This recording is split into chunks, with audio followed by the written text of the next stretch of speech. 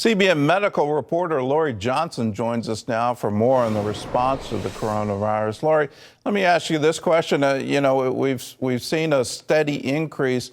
At what point in time can we start seeing this really get to epidemic proportions? Right now, we're dealing with 1,000 cases. What's the prognosis here? Are we looking at 10,000 in a week, 100,000 in a week? What's the multiplication here? Gordon, yesterday, the White House Coronavirus Task Force held a news conference and addressed that very thing. They talked about their strategy for dulling or hampering a severe increase and a peak number of cases.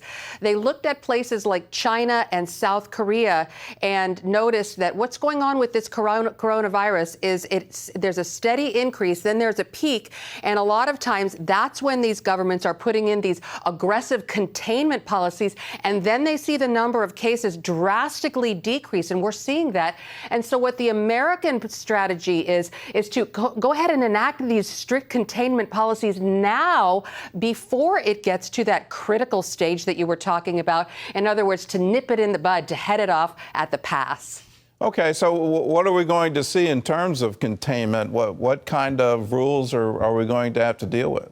Well, right now, the Coronavirus Task Force is encouraging Americans to enact some lifestyle changes that are different.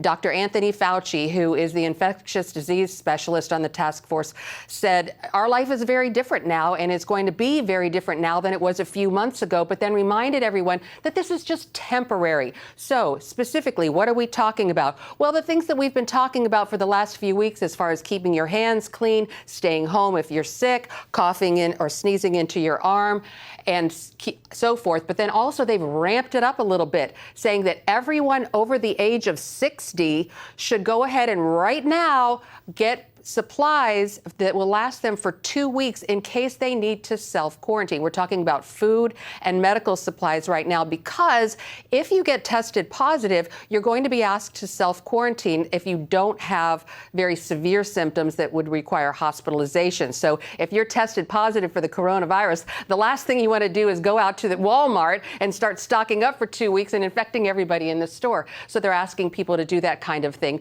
right now. Also, people over the age of 60 right now are being encouraged to avoid crowded areas.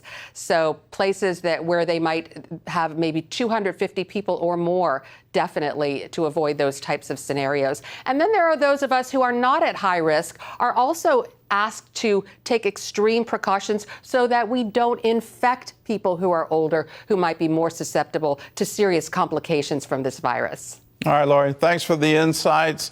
If you want to learn more about how you can protect your health, we have some fact sheets available for you.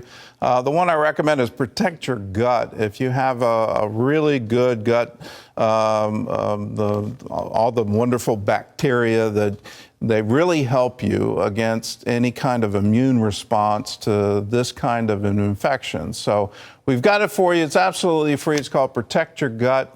Call us 1-800-700-7000. And if you're over 60 like me, please look at these guidelines and say, okay, I need 2 weeks worth of medicine.